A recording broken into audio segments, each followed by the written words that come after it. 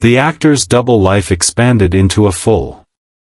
Chapter 1: A Death in the Spotlight.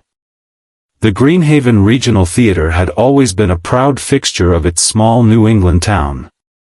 It wasn't Broadway, but it carried the scent of ambition, its velvet seats polished, its chandeliers glowing a little brighter each year thanks to the devotion of patrons who believed art had a place even far from the great city lights. Jessica Fletcher had been invited as the guest of honor for opening night of The King's Shadow, a dark historical drama featuring the region's most celebrated performer, Colin Drake. Jessica settled into her seat, notebook tucked away in her handbag, though she rarely attended a performance without scribbling some thought or two. Around her, the audience buzzed with anticipation. Many of them were townsfolk she recognized, retired professors, the local librarian, shop owners, and the occasional out-of-towner lured by Colin Drake's fame. The curtain rose slowly. The stage glowed with torchlight illusions, a castle wall projected against heavy drapes. Colin Drake entered, tall and commanding in a sweeping velvet cloak. His voice carried across the hall with practiced resonance. "My crown rests uneasy, for shadows gather where loyalty should dwell." Applause rippled, then faded into breathless silence. Jessica found herself absorbed, though part of her mind observed the man with the practiced attention of a writer and a detective. Colin was good, too good, perhaps. His gestures seemed almost rehearsed beyond natural artistry, his eyes flicking once toward the wings as if checking for approval. The first act passed without a hitch. Wine glasses clinked in the balcony as the audience sipped quietly during intermission. Jessica overheard whispers in the lobby, how Colin had returned from a tour in Europe, how he had new backers, how he was rumored to be difficult but brilliant. "A genius," one woman said, "but a dangerous one to cross." The second act began. The audience hushed once more. Colin appeared again, his cloak discarded for a crown and scepter, his voice rising in defiance. Yet something was wrong. His lines stumbled, a word slurred. Jessica leaned forward, eyes narrowing. She knew the look of someone in distress, though the audience seemed to think it was part of the performance. Then it happened. Colin staggered across the stage, hand gripping his chest. His scepter clattered to the boards with a sharp crack. The audience gasped but did not move, surely this was theater. But when Colin collapsed to his knees, mouth opening soundlessly, the hush deepened into uneasy murmurs. Jessica rose halfway from her seat, instincts overtaking decorum. Colin pitched forward, sprawling face down under the harsh spotlight. The curtain fell abruptly as stagehands rushed from the wings. The orchestra faltered to silence. Chaos erupted. "Call a doctor," someone cried from backstage. Ushers hurried through the aisles, urging calm. Audience members stood, craning for a glimpse. Jessica slipped past a startled usher and moved toward the stage. She knew from experience not to waste time. By the time she reached the wings, the doctor from the front row was already kneeling beside Colin's body. The man's face was pale, sweat beading his temple. After a few tense moments, he looked up grimly and shook his head. "He's gone." Jessica's breath caught. A man at the height of his talent, cut down mid-performance. Tragic, yes, but her eye, trained to notice what others missed, caught something the doctor had overlooked. Near Colin's outstretched hand lay a small fragment of glass, glinting under the stage lights. Jessica crouched discreetly, slipping a handkerchief from her purse. She picked up the shard carefully, wrapping it before anyone else noticed. It looked like part of a capsule, its surface tinged faintly with powder. She stood as Lillian Harrow, the theater's manager, rushed forward. Her face was stricken, yet her first words were not of grief but of logistics. "Ladies and gentlemen, please, remain calm," she announced, voice trembling but firm. "There has been an incident. Please exit in an orderly fashion." The crowd murmured, some horrified, others already speculating in hushed tones. Jessica lingered near the curtain as the doctor and two ushers prepared to move Colin's body. She observed his lips, faintly discolored, his fingers curled unnaturally stiff. The signs were familiar to her, this was not a simple heart attack. "Mrs. Fletcher," Lillian said, noticing her. "You shouldn't be here. Please, allow us." Jessica's eyes softened, but her tone remained steady.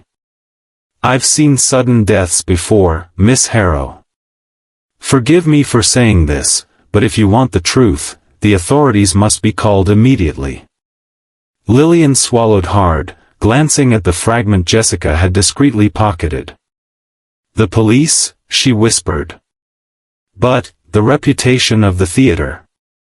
Jessica placed a gentle hand on her arm. "The reputation will suffer far more if questions are left unanswered." Outside, the audience dispersed into the night, their shocked chatter filling the crisp air. Jessica remained behind as the police arrived, Sergeant Mallory taking charge. She briefed him quietly, slipping the wrapped fragment into his gloved hand. "You'll want your people to test that. I believe Mr. Drake was poisoned." Mallory's brow furrowed. "You're sure?" Jessica glanced back toward the stage, now eerily empty. The crown and scepter lay abandoned where they had fallen, mute props of a performance interrupted.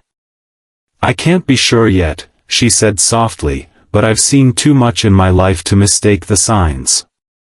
As she turned to leave the theater, a strange sensation pricked at her.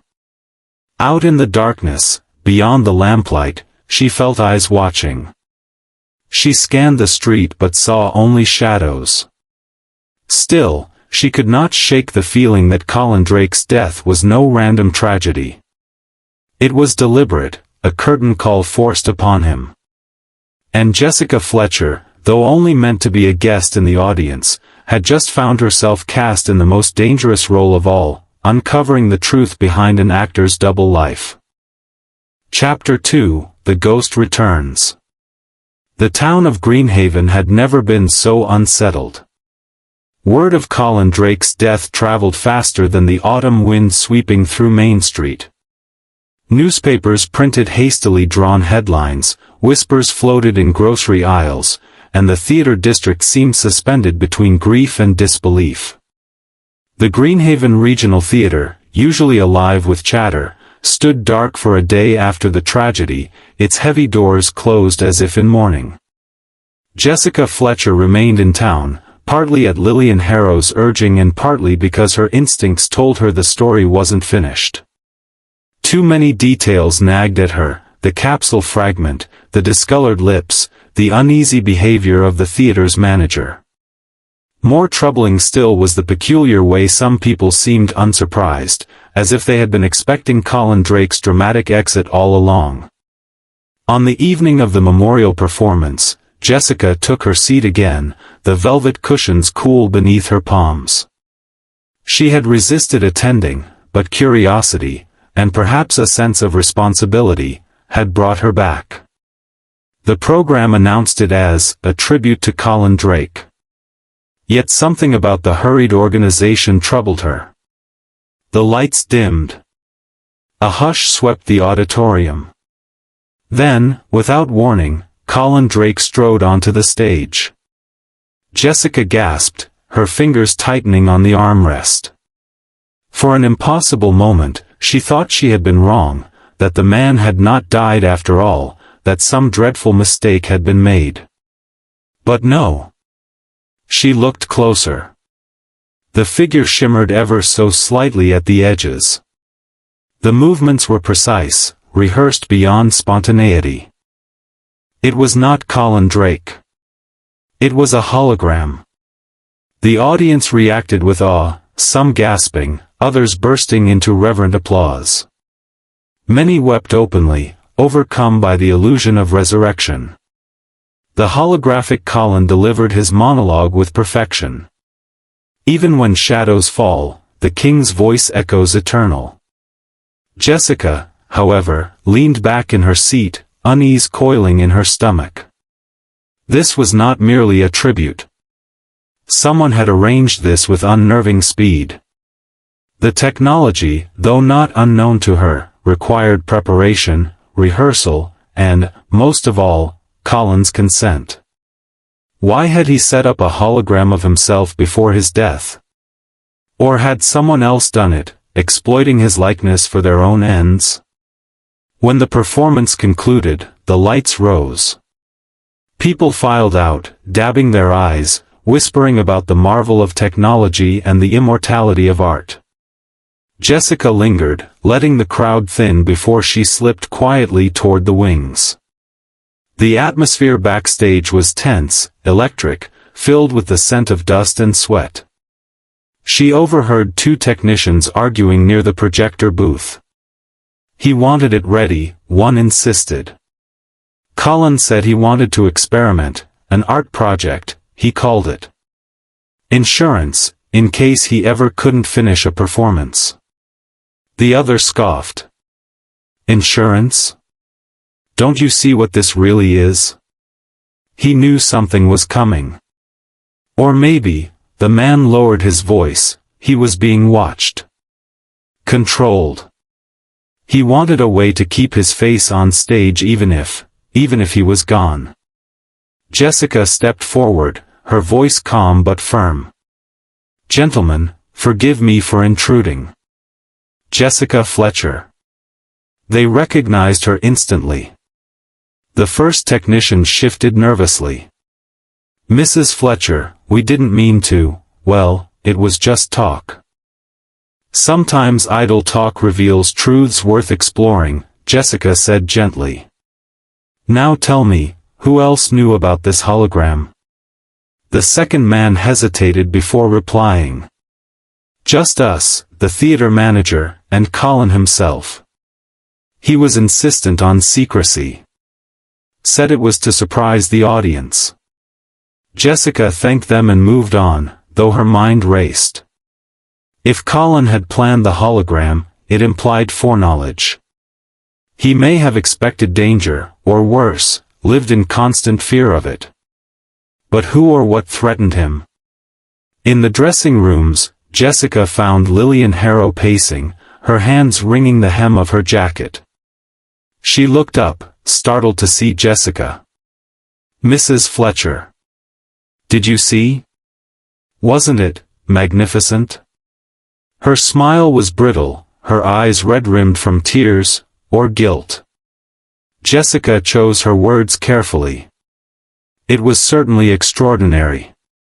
But I can't help wondering, why did Colin insist on such a project? Did he confide in you? Lillian faltered. He said it was art. He wanted to prove that an actor's presence could transcend mortality. That his performance would never die. Jessica tilted her head, studying her. And you believed him? Lillian's voice cracked. I had to. The theater needed him. He was our star, our lifeline. Without him, everything collapses. Jessica reached out, touching her arm lightly. Miss Harrow, sometimes the truth saves more than it destroys. As she left the theater that evening, Jessica felt the cool night air wrap around her. Across the street, she spotted a man in a gray fedora leaning against a lamppost, half hidden in shadow.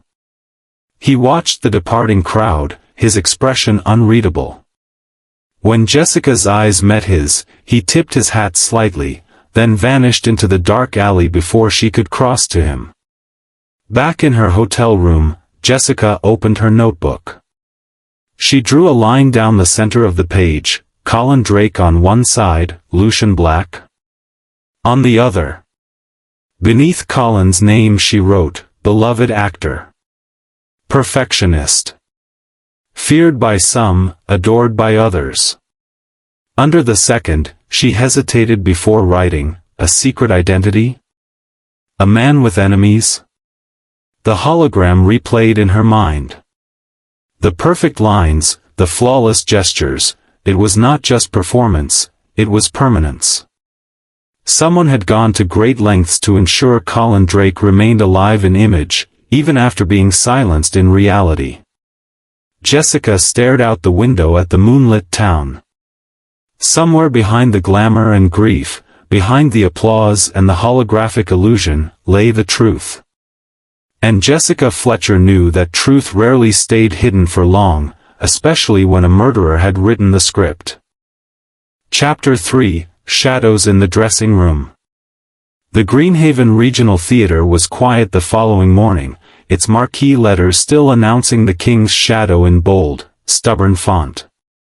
Jessica Fletcher arrived early, having persuaded Sergeant Mallory to allow her discreet access to the backstage area.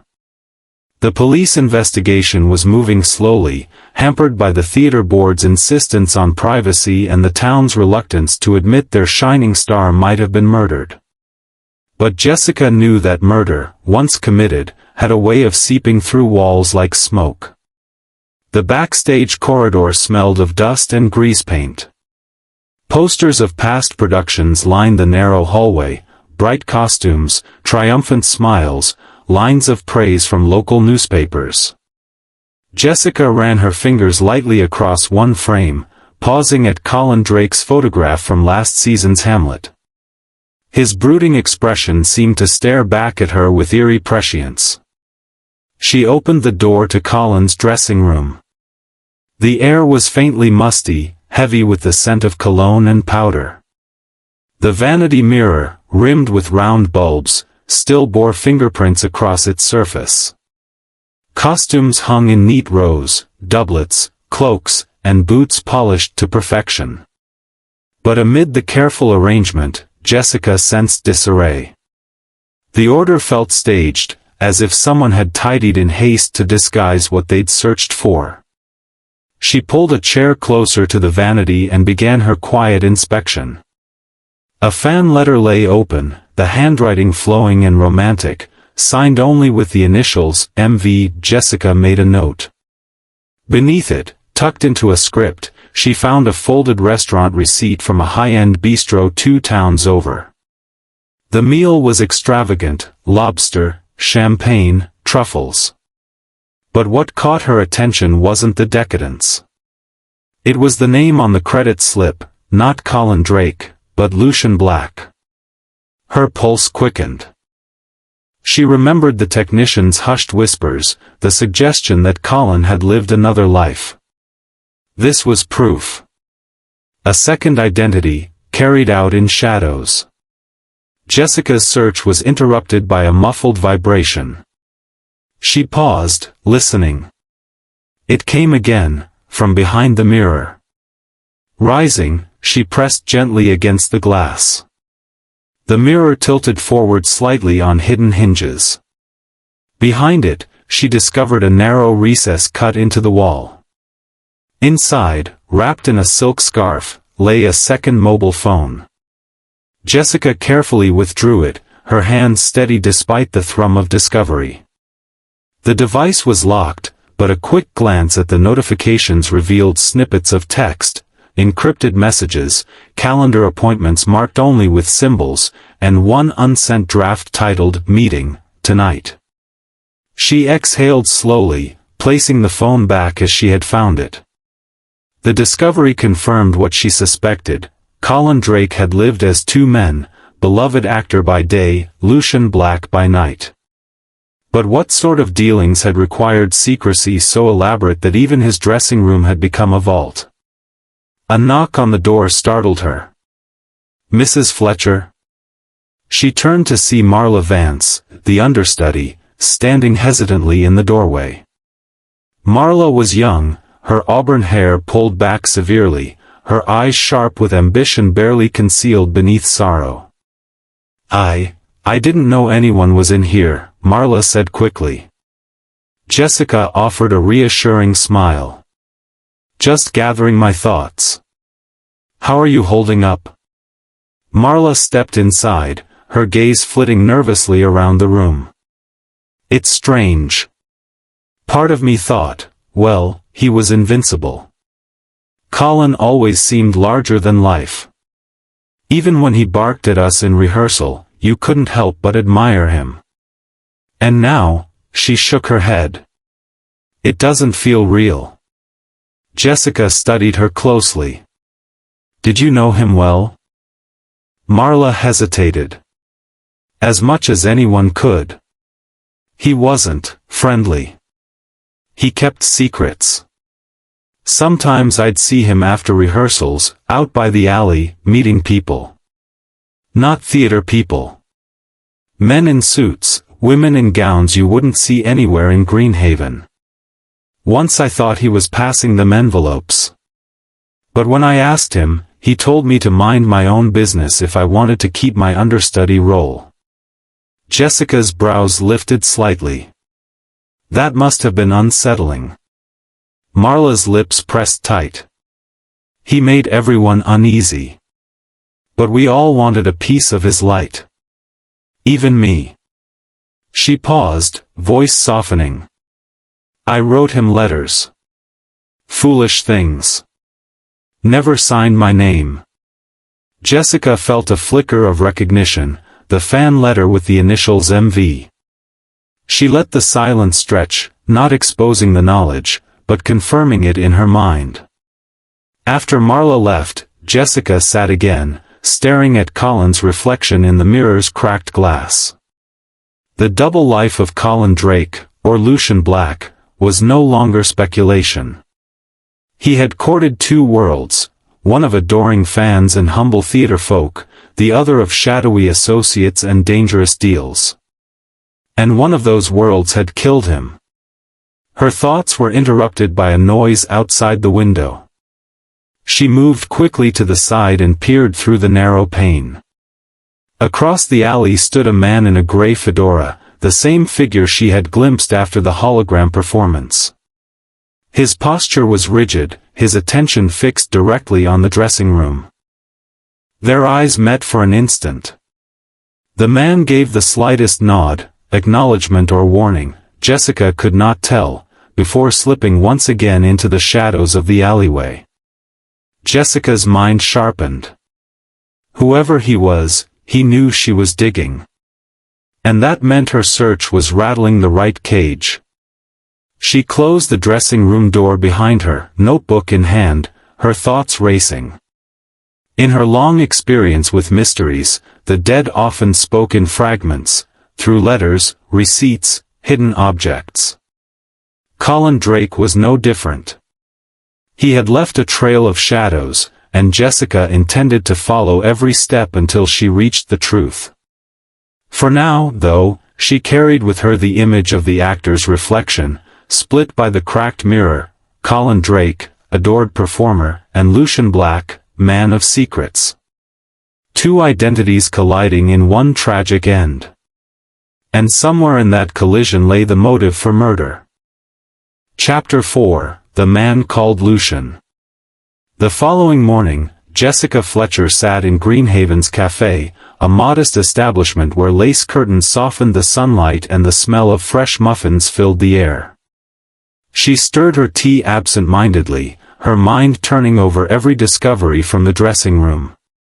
The second phone, the receipt with the name Lucian Black, Marla's veiled confession, each piece formed part of a puzzle that seemed less theatrical tragedy and more deliberate design. A soft voice interrupted her thoughts. "You're asking about Lucian Black, aren't you?" Jessica looked up. An elderly man with silver hair and a cane stood beside her table. His eyes were sharp, cutting through his frail exterior. "And what makes you say that?" Jessica asked gently. The man leaned closer, lowering his voice. "Because I've heard that name before. Around here, people whisper it, but never too loudly. Lucian Black wasn't an actor, at least, not on our stage. He belonged to another one entirely. Jessica gestured for him to sit. Please, tell me what you know. The man introduced himself as Martin Coyle, a retired accountant. He had kept the books for several local businesses and, in his words, seen too many numbers that didn't add up.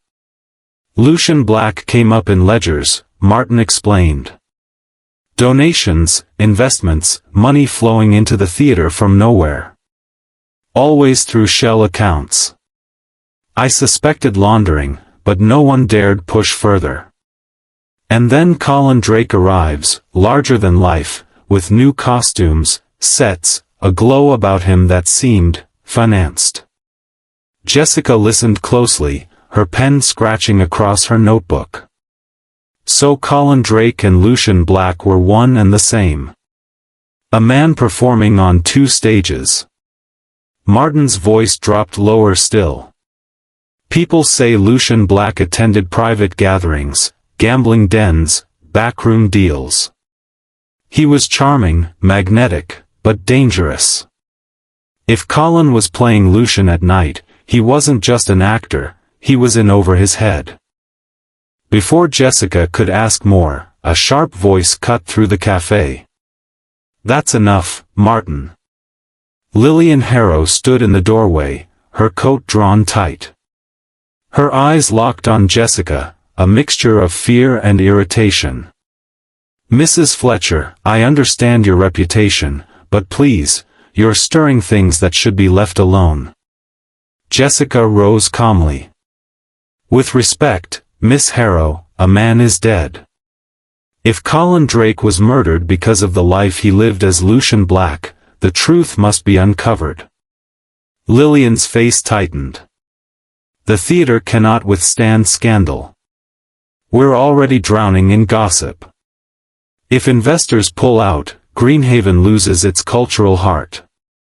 Colin knew this. That's why he asked for the hologram. He wanted his shadow to remain even if his body didn't. Jessica's heart gave a small jolt. That detail, about the hologram, was not public knowledge. Only a few insiders knew it had been Colin's request. She met Lillian's gaze steadily. You knew he was Lucian Black. Lillian faltered, color draining from her cheeks. I knew, enough. He promised me the danger was his alone. He swore it wouldn't touch the theater. I wanted to believe him. I had to. Jessica let the silence stretch. Finally, Lillian whispered, he wasn't just an actor, Mrs. Fletcher. He was two men. And one of them was bound to destroy the other. That afternoon, Jessica walked through Greenhaven's narrow streets, turning Lillian's words over in her mind. The dichotomy of Colin's life intrigued her. Actors often spoke of losing themselves in roles, but this was different.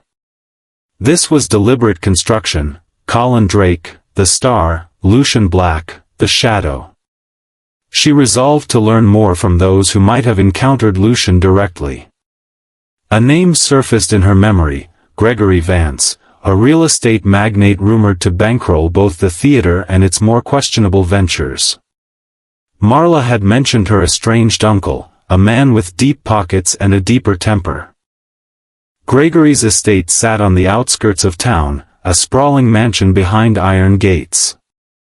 Jessica arrived unannounced, her heels clicking across the stone path as she was ushered inside by a butler who seemed more guard than servant.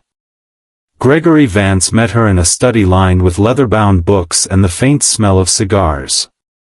He was broad-shouldered, his hair slicked back, his smile practiced. Mrs. Fletcher, he said smoothly, gesturing to a chair. I've read your novels. Clever. Entertaining. But I don't see how I can help you. Jessica sat, folding her hands. I'm here about Colin Drake. Or should I say Lucian Black? Gregory's expression flickered, but only for a second. Ah. So you've heard the rumors. Actors thrive on illusion. Perhaps he liked to pretend he was someone else off stage. It made him interesting. Jessica leaned slightly forward. Interesting, or useful? Colin's death coincides with financial irregularities. He was about to break free of certain arrangements, wasn't he? Perhaps arrangements with you? Gregory chuckled, though there was no humor in it. Careful, Mrs. Fletcher. Speculation can be dangerous. Jessica's eyes sharpened. On his desk lay a fountain pen, its nib stained faintly with dark residue. She remembered the capsule fragment she had found on the stage, powder clinging like ink dust. Gregory followed her gaze, casually sliding the pen into a drawer. Colin was reckless, he said coolly. He wanted out of deals that made him rich, made him famous. But fame has a price. If he couldn't pay it, he shrugged. Jessica stood. And now he never will. Gregory's smile returned, thin and sharp. Perhaps that's for the best. As Jessica left the mansion, she felt the chill of autumn deepen. Gregory Vance was hiding something, something ink-stained, something tied to Lucian Black. Yet Jessica knew enough not to press too hard, too fast. A predator cornered was more dangerous than one left circling. That night, Jessica returned to her hotel room and reviewed her notes. Each page filled with names and fragments: Marla Vance, fan letters, Lillian Harrow, the hologram, Gregory's ink-stained pen. At the bottom she wrote one phrase: two lives cannot coexist forever. One must end the other.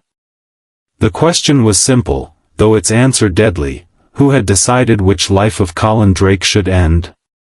Jessica closed her notebook, the weight of the mystery pressing down like the curtain at the close of a play. But she knew the performance wasn't over yet. The murderer was still in the audience, watching, waiting. And Jessica intended to bring them to the stage. Chapter 5, Betrayal in the Spotlight. The theater looked different at night. With no audience filling the seats, no orchestra warming up, and no curtain ready to rise, it felt like a cathedral abandoned after prayer. Jessica Fletcher walked down the center aisle slowly, her footsteps echoing across the boards. She had asked Sergeant Mallory for permission to speak with the cast and crew before rehearsals resumed, and though skeptical, he had agreed. It was in the emptiness of the stage that secrets often crept into the light. Jessica climbed the steps and stood under the harsh beam of a single spotlight left burning for safety. Dust motes floated like ghosts around her. She remembered the night Colin Drake had collapsed here, his body framed by the same light. A stage, she thought grimly, was as much a crime scene as any alleyway or parlor.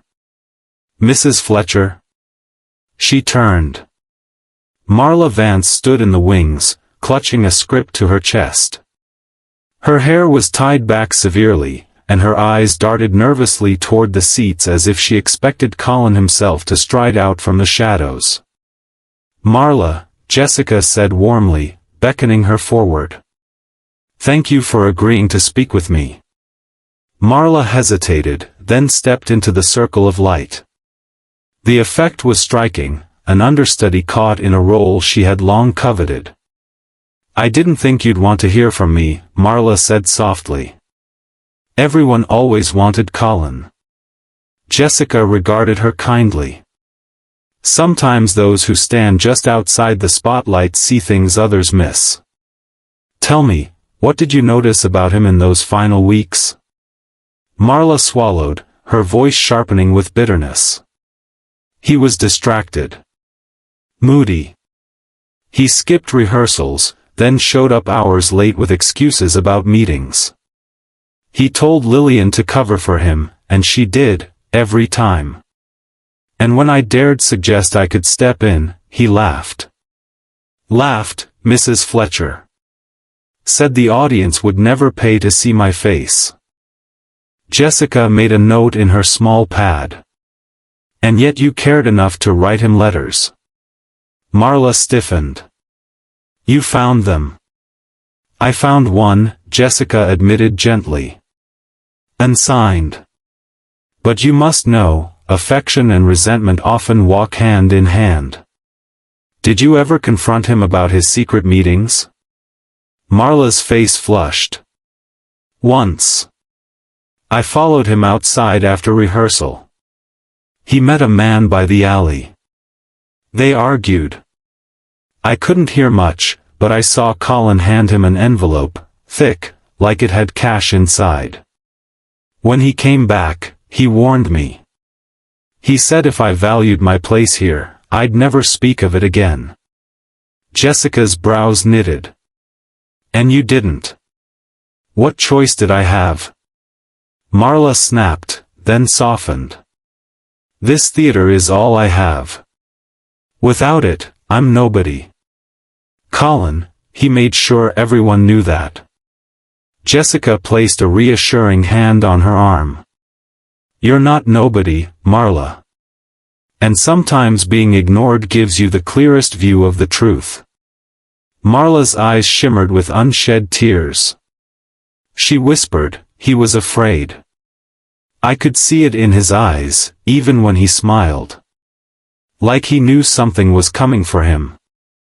Later that evening, Jessica found herself in the dim corridors beneath the stage where the crew stored props and tools. She had asked to speak with Peter Lang, a young stagehand whose sharp ears had always been underestimated. He met her near the paint-splattered workbench, his hands stained with ink from program sheets. You wanted to talk? Peter asked cautiously. Yes, Jessica replied. You were close to the wings the night Colin died.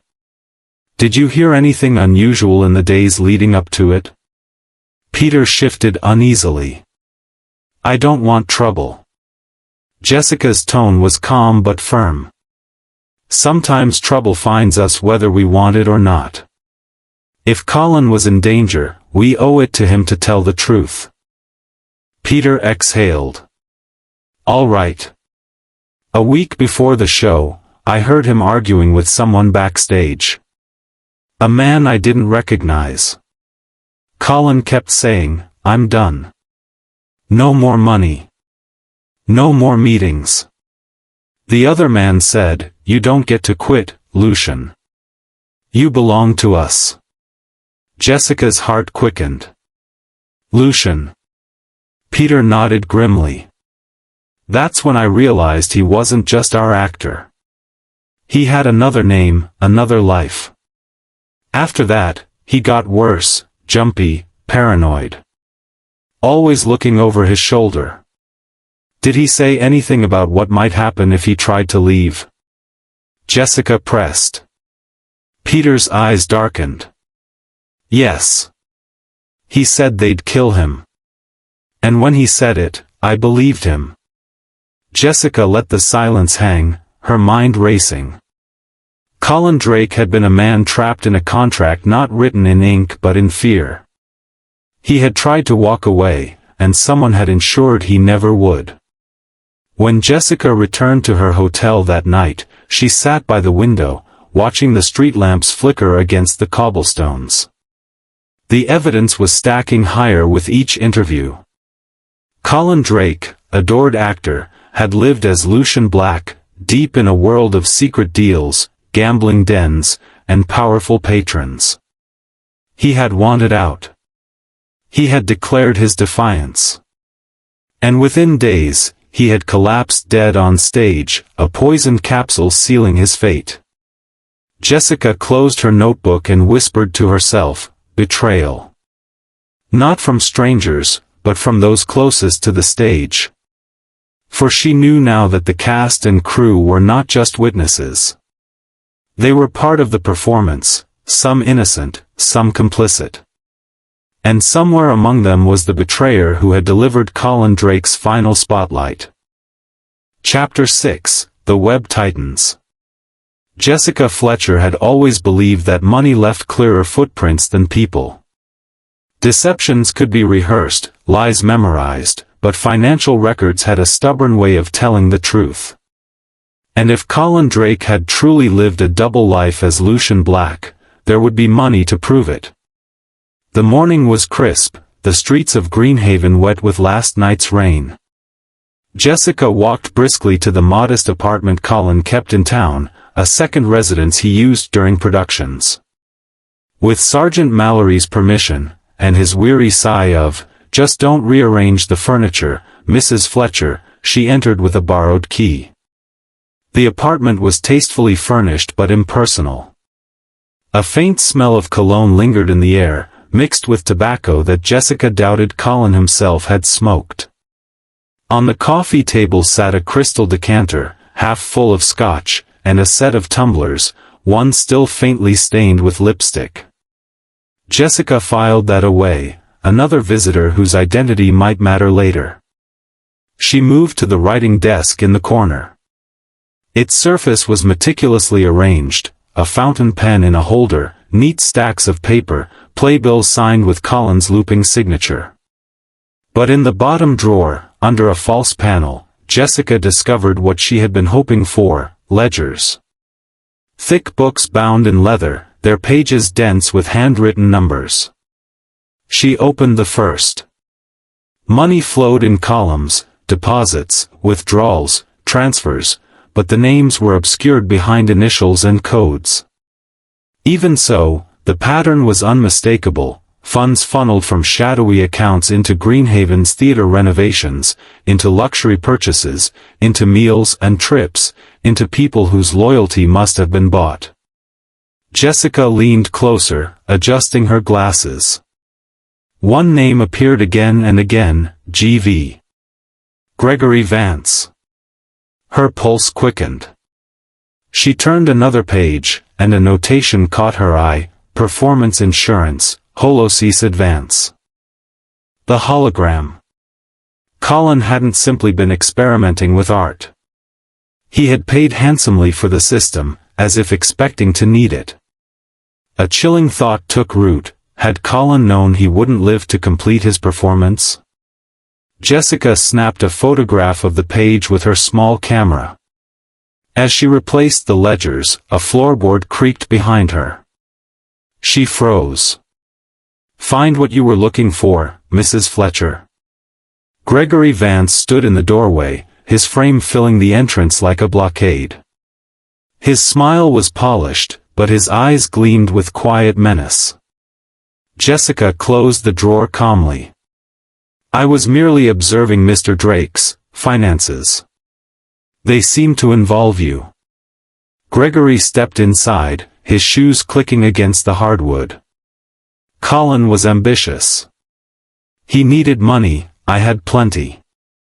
It was mutually beneficial.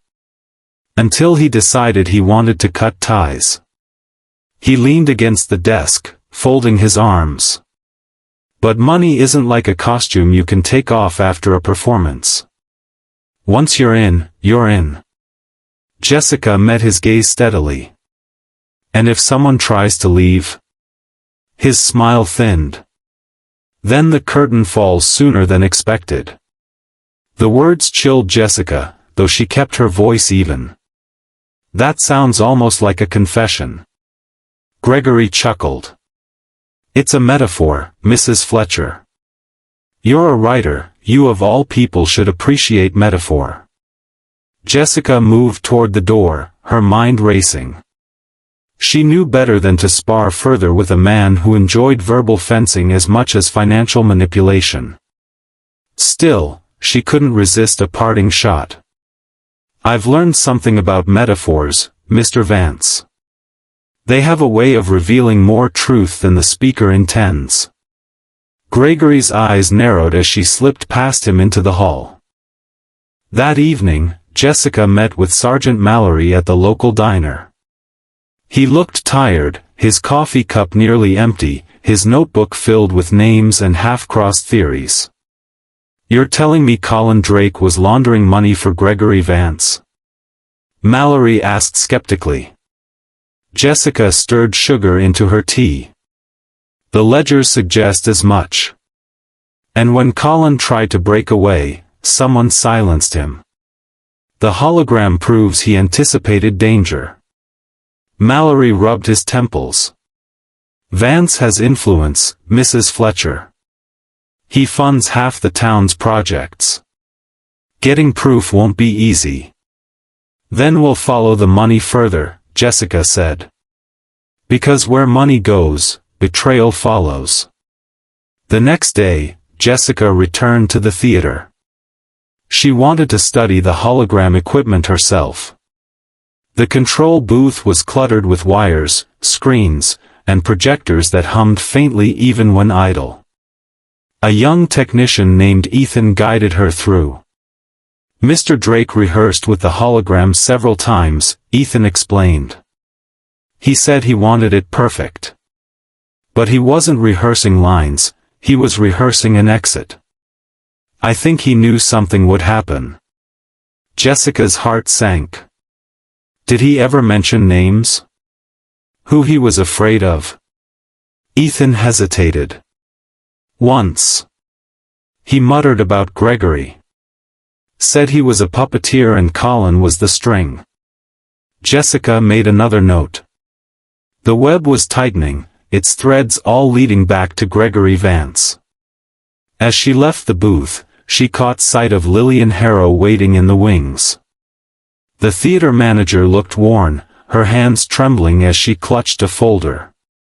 Mrs. Fletcher, she whispered urgently. I need to tell you something. Colin wasn't the only one with secrets. I knew about the money. Gregory forced me to sign contracts that tied the theater to his investments. If Colin exposed him, we all would have suffered. So when he asked for the hologram, I agreed. I thought it was harmless. But now, her voice broke.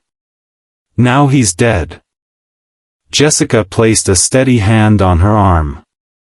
Lillian, you were trying to protect the theater. But covering up a crime only deepens the wound. From the shadows, a voice cut through the tension. She's right, you know. Jessica and Lillian turned. Peter Lang stepped forward, his face pale. I've been holding back, Mrs. Fletcher. But I saw Gregory here, backstage, the night Colin died. He slipped something into one of the props. I thought it was nothing at the time, but now, he swallowed hard. Now I know it wasn't nothing. Jessica's eyes narrowed. What prop? Peter's voice trembled. The scepter. The one Colin dropped when he collapsed. That night, Jessica wrote by lamplight in her hotel room, her notebook filling with names, arrows, connections. Colin Drake, Lucian Black, Gregory Vance, Lillian's contracts, the poison scepter. The pattern was clear, and the web was nearly complete. But Jessica also knew webs were dangerous places. A single misstep could leave her caught in the strands, and Gregory Vance was watching. She looked out at the moonlit street, where the man in the gray fedora once again stood in shadow, watching the hotel. Jessica's pulse quickened, but she did not turn away. If he was the spider, she was ready to step into the center of his web. Because the truth was coming. And when it did, the entire stage of Greenhaven would shake. Chapter 7, The Final Performance. The Greenhaven Regional Theater had never felt more tense. The murder of Colin Drake had turned the once proud institution into a stage haunted by whispers. Yet it was here, Jessica Fletcher knew, that the truth would be revealed. The evidence she had gathered, ledgers, testimonies, Marla's bitterness, Peter's confession, pointed to one inevitable conclusion. But as always, evidence needed staging. A revelation demanded a performance. Jessica had learned long ago that people often confessed not in interrogation rooms, but in the heat of their own pride. So she persuaded Sergeant Mallory to allow one final gathering inside the theater. Cast, crew, and board members would be present under the guise of a memorial rehearsal. Jessica had another purpose, to direct the final act herself. The evening was cool, the air heavy with rain clouds as Jessica arrived. Inside, the theater glowed eerily, stage lights casting long shadows across empty seats. The hologram system had been prepared once more. Jessica insisted it be turned on, though some protested.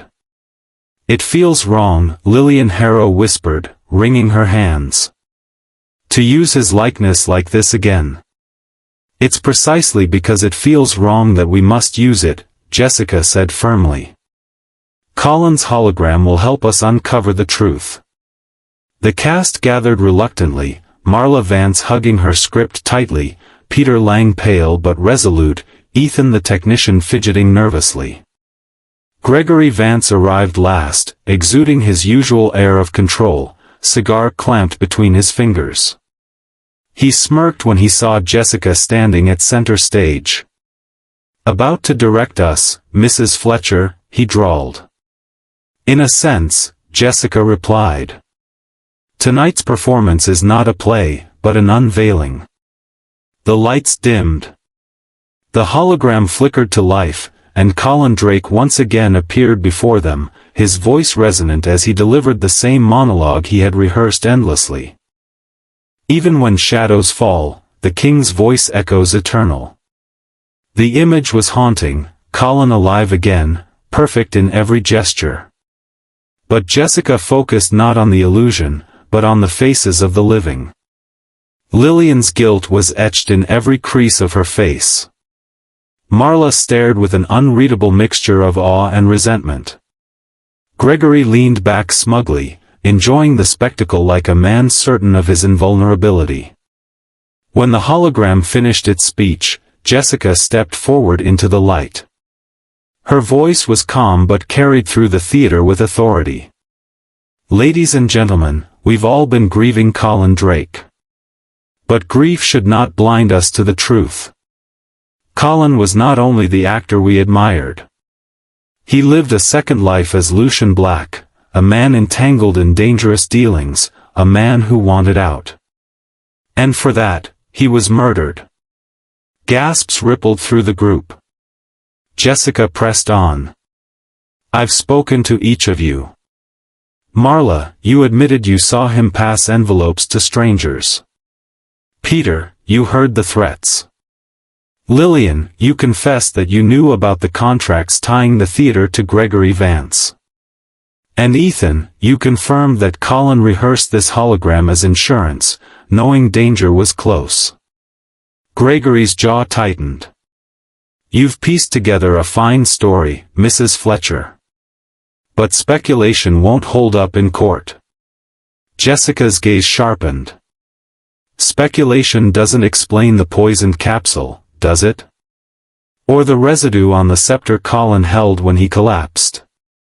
Peter saw you backstage that night, Mr. Vance. You slipped something into the prop before the curtain rose." Gregory's laugh was hollow, but his eyes glittered with menace. "Stagehands and understudies. Desperate people say desperate things." Jessica reached into her bag and withdrew a sealed evidence pouch. Inside was the fountain pen she had photographed on Gregory's desk, obtained later by Sergeant Mallory's warrant. Its nib was still stained with the same powdered substance found on the capsule. "Not so desperate," Jessica said, her voice low but commanding. "This pen links you directly to the poison. Colin's death wasn't illness. It was execution." The room fell silent. Marla's eyes widened in horror. Peter shifted uncomfortably, his courage faltering in the presence of the man who had frightened them all. Lillian covered her mouth, tears streaming silently. Gregory's mask slipped. His smooth smile hardened into a scowl. He was going to ruin everything. Years of investments, reputation, the theater itself, gone in a moment of his weakness. He thought he could walk away, leave me carrying the weight.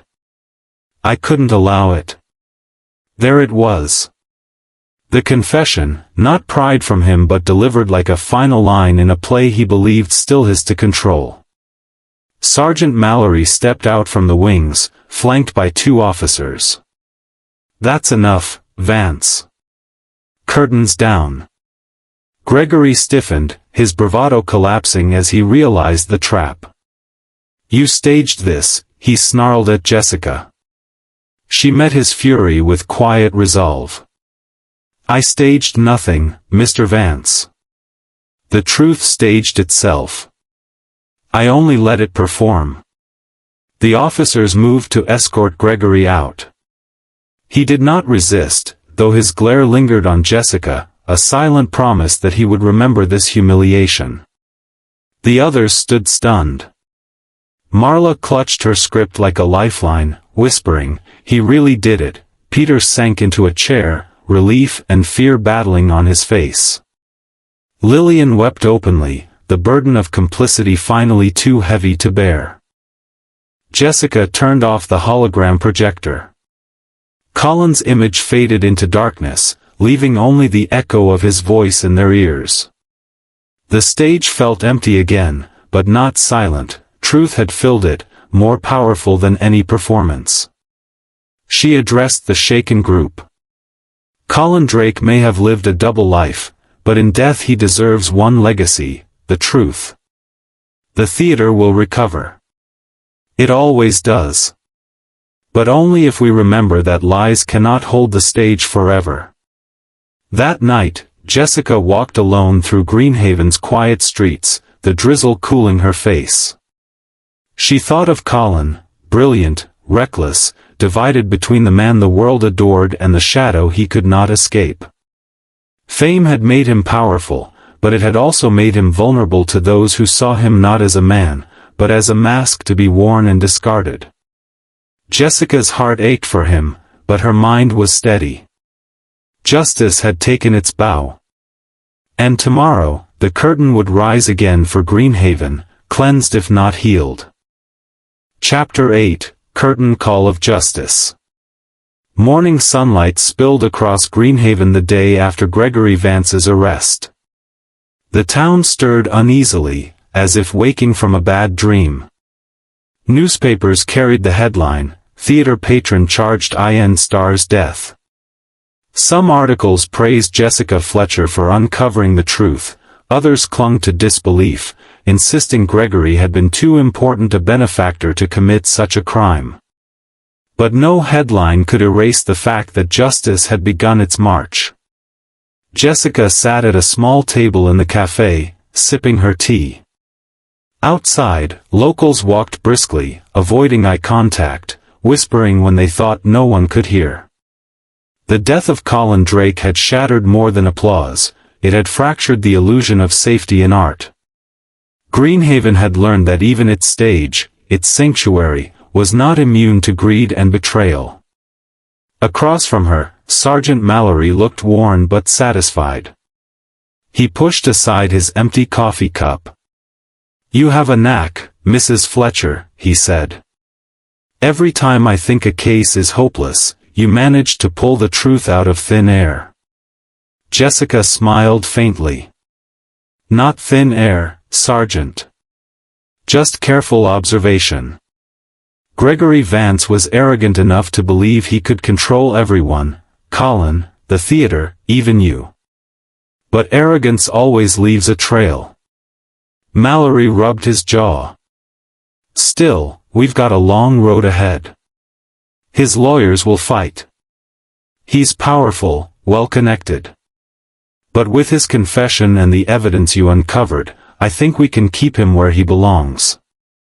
Jessica nodded, though her thoughts drifted to Lillian Harrow. The theater manager had confessed her complicity with tearful regret, her fear of losing the theater outweighing her sense of justice. Lillian would not face prison, but she would live with her conscience. And perhaps that was punishment enough. Will the theater survive? Jessica asked quietly. Mallory shrugged. Hard to say. Investors will run. Audiences might stay away. But maybe that's not a bad thing. Sometimes a place has to fall before it can be rebuilt. Later that day, Jessica walked to the theater one final time. Its grand facade looked tired, its posters of Colin Drake weathered and curling at the edges. Inside, the stage was bare, the seats empty. The silence pressed down like a velvet curtain. Lillian was there, alone, gathering papers.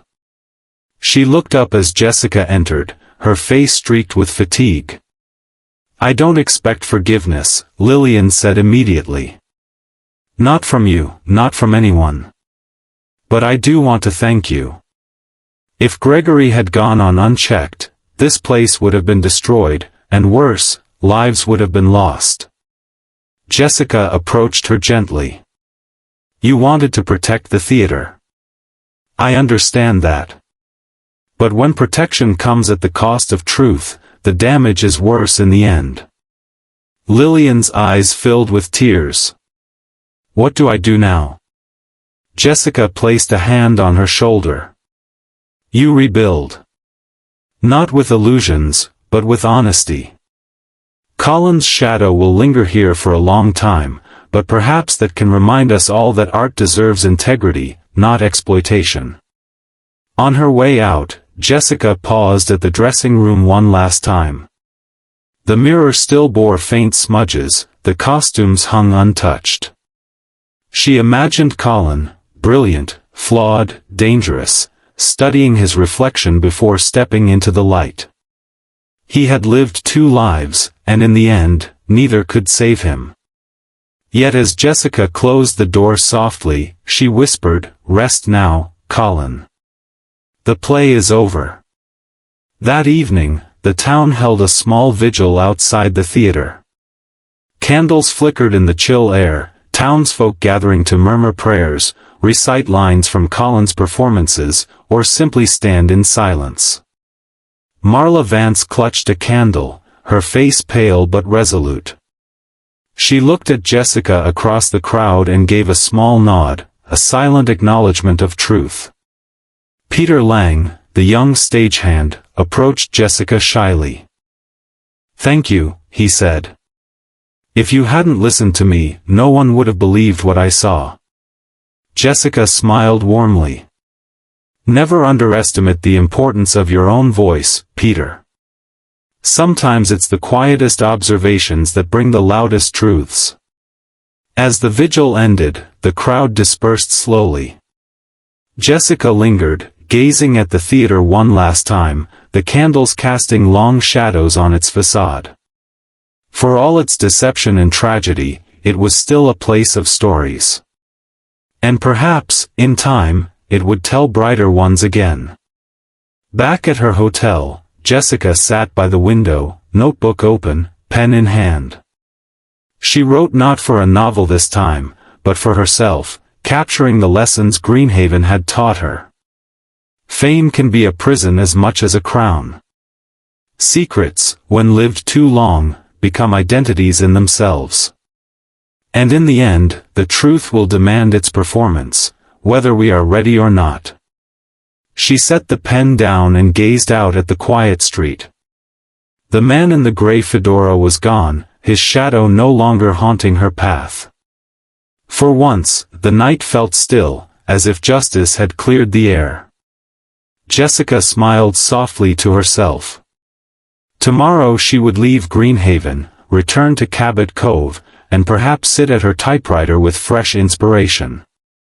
She would turn Colin Drake's tragedy into words that might warn others, about greed, about betrayal, about the cost of wearing too many masks. But tonight, she allowed herself a moment of peace. She poured a cup of tea, opened a familiar book, and let the theater's final curtain fall in her memory. For though the stage had lost its brightest star, the truth, hard-won, painful, and enduring, had taken its bow. And that, Jessica knew, was the only ending that mattered.